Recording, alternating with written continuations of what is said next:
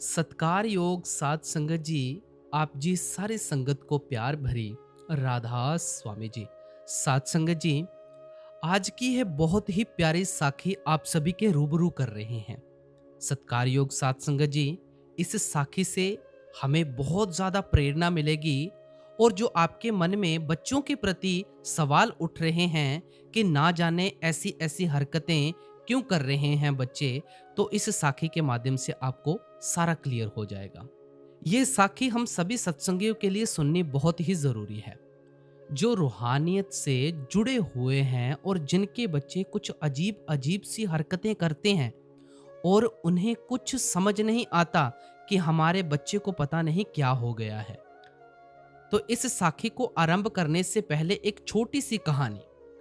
जब हमने इतनी तरक्की नहीं की थी, जब सीधे सादे लोग हुआ करते थे जिनमें बहुत ही प्रेम और प्यार होता था और वह एक दूसरे की मदद भी किया करते थे, तब ना तो कोई मोबाइल हुआ करता था, ना ही इंटरनेट हुआ करता था।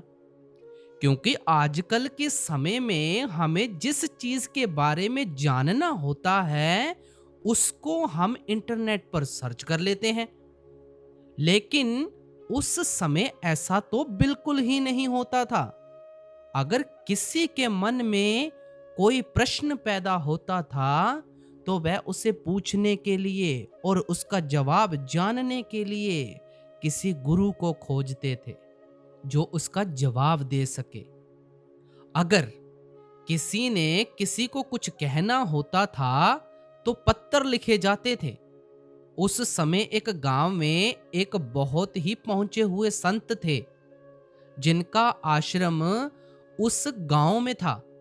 संगत वहां जाया करती थी, उनका सत्संग सुना करती थी और सभी गांव वाले उनका बहुत ही मान आदर करते थे, क्योंकि वह कुल मालिक से जुड़ी बातें करते थे और उस मालिक का रूप थे। उनकी सूरत निरंतर मालिक से जुड़ी रहती थी।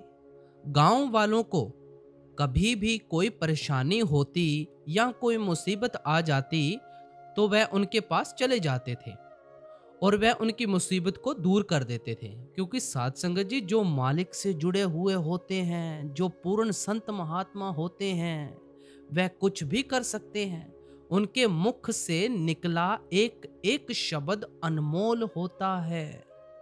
जैसे बाबा जी महाराज कहते हैं, चाहे किसी भी धर्म में होकर जाओ लेकिन हमने मालिक से मिलना है। तो इसी प्रकार वह मालिक का रूप होते हैं। ऐसे ही उस गांव में एक छोटा सा परिवार था जिनका एक बेटा था। वह भी अक्सर उस संत महापुरुषों के पास जाया करता था। उनका जो बेटा था वह जन्म से ही कुछ अलग था। उसकी बातें किसी को समझ में नहीं आती थी और उसका उस महात्मा से इतना प्रेम था कि मानो लफ्जों में बयान ही नहीं किया जा सकता। वह अक्सर उनके पास जाया करता और महात्मा का भी बच्चे से बहुत प्रेम था, बहुत प्रेम था। क्योंकि जो मालिक से जुड़े होते हैं उनका प्रेम अपने आप एक दूसरे के प्रति बन जाता है। मालिक खुद अपने प्यारों को एक दूसरे से मिलवा देता है। वह लड़का अक्सर उस महात्मा की सेवा किया करता, उनके आश्रम में ही रहता। उस लड़के की माँ ये सब देखकर बहुत ही परेशान होती थी कि मेरा लड़का ऐसा क्यों है, ये सबसे अलग क्यों है, ये किसी के साथ खेलता नहीं है, इसे क्या बात है। एक दिन उसने यही बातें उस महात्मा से की कि सतगुरु, मेरा बेटा ऐसा क्यों है, ये और बच्चों जैसा क्यों नहीं है, ये खेलता भी नहीं है और बस चुप चुप सा रहता है, बस आपकी सेवा में लीन रहता है, इससे आपसे ही लगाव है, आपसे ही प्रेम है, कृपया मुझे बताएं ऐसा क्यों है। उस समय पहले तो महात्मा मुस्कुराए और फिर उन्होंने कुछ देर चुप रहने के बाद उस माता को कहा कि आपका बालक कोई साधारण बालक नहीं है, यह उस कुल मालिक का ही रूप है। इसे ये जन्म इसलिए लेना पड़ा क्योंकि इसकी बंदगी पिछले जन्म में पूर्ण नहीं हुई थी। कुछ यात्रा रह गई थी। बस ये थोड़ी सी यात्रा पूरी होनी थी, जो कि पिछले जन्म में नहीं हुई, इसलिए इसे ये जन्म लेना पड़ा। इसलिए इसकी स्थिति ऐसी है कि ये ज्यादा किसी से बात नहीं करता, चुप रहता है और ऐसे सेवा में लीन रहता है।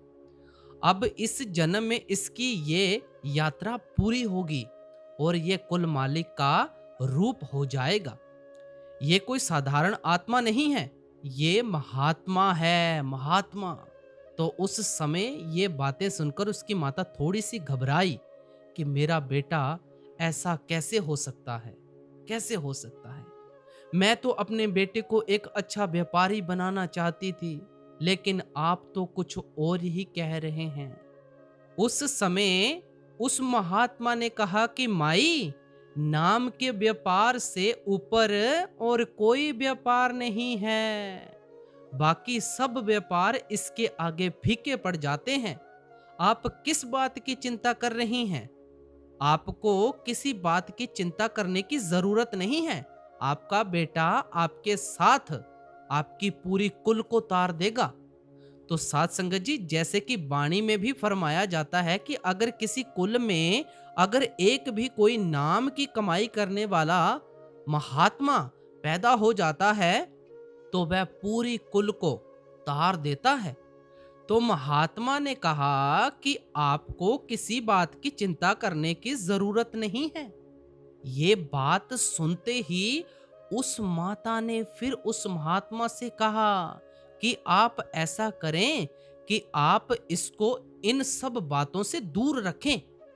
जैसे कि आप जानते हैं कि माताएं नहीं चाहती कि उसका बेटा कोई संत महात्मा बने, कोई फकीर बने। वह तो चाहती हैं कि उनका बेटा एक अच्छा डॉक्टर बने, इंजीनियर बने या फिर कोई अच्छा व्यापारी बने। तो इन सब बातों को ध्यान में रखते हुए उस माता ने उस महात्मा से ये बात कही। महात्मा फिर मुस्कुराए और कहा कि माता, जो अंदर प्रफुल्लित हो रहा है उसको आप रोक नहीं सकती। वह आज नहीं तो कल होकर ही रहेगा। अगर बीज है तो उसे फिर पेड़ बनना ही बनना है। हम जितनी कोशिश कर लें उसे नहीं रोक सकते।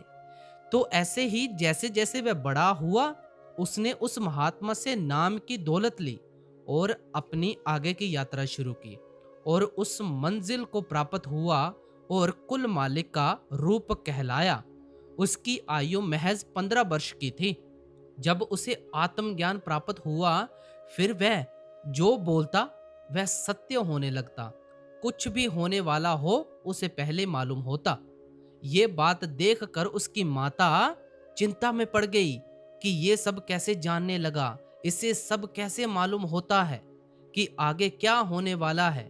वह फिर उस महात्मा के पास गई कि सतगुरु, कि उसे सब ज्ञात होता है, जो भी होने वाला होता है वह पहले ही कह देता है और जो वह कह देता है वह होकर ही रहता है। ये बात सुनकर वह महात्मा फिर से मुस्कुराए और उस माता से कहा कि माता, ये उस मालिक की लीला है। जो उसके भक्त प्यारे बोलते हैं वह मालिक उसे पूरा करने में लग जाता है। वह अपने भक्तों प्यारों के वचन को जाया नहीं जाने देता, उनके वचन को पूरा करता है। क्योंकि जैसे उसके भक्त उसे प्यार करते हैं, वह उससे कहीं ज्यादा अपने भक्तों से प्यार करता है, इसलिए ऐसा होता है। तो साथ संगत जी, इस साखी से हमें यही प्रेरणा मिलती है कि हम सभी यहाँ पर यात्री ही हैं। अपनी अपनी यात्रा पूरी करने के लिए इस कर्म भूमि पर जन्म लिया है। जैसे जैसे यात्रा पूर्ण होती जाती है, वैसे वैसे हम मालिक के नजदीक होते जाते हैं। और जब हमारी बाजू कोई पूर्ण संत महात्मा पकड़ लेता है, तो फिर अपने आप ही अपनी कृपा करके हमें उस यात्रा को पूरा करने का बल हमें देता है। तो हमें भी नाम की कमाई में लगना है, नाम की कमाई करनी है, उसका हुक्म मानकर करनी है और एक बात का ध्यान रखना है, अगर आपका बच्चा अध्यात्म मार्ग पर चल रहा है तो उसे रोके मत, उसको आगे बढ़ने की प्रेरणा दे ताकि वह अपनी भी यात्रा पूरी करे और जो आपको अपनी यात्रा मिली है आप अपनी भी पूरी करें। तो गुरु प्यारे साथ संगत जी, देखिए कितनी प्यारी साखी थी और हमें इस साखी में बड़े ही अच्छे तरीके से समझा दिया गया है कि अगर हमारे बच्चे कुछ ऐसी हरकतें करते हैं तो उन्हें हमको प्रेरणा देनी चाहिए आगे बढ़ने की, और जो हमारा काम है हम अपनी ड्यूटी पूरी करें और जो मालिक ने उसको अपने कार्य के लिए भेजा है वो अपना काम करे। तो गुरु प्यारे साथ संगत जी, इसी के साथ हम आपसे इजाजत लेते हैं। जाते जाते चैनल को सब्सक्राइब करके ऑल नोटिफिकेशन बेल दबाना ना भूलें ताकि आप ऐसी ही रूहानियत भरी साखियां, सत्संग और भी परमार्थी वीडियोस इस चैनल के ऊपर देख सकें। गुरु प्यारे साथ संगत जी, राधा स्वामी जी।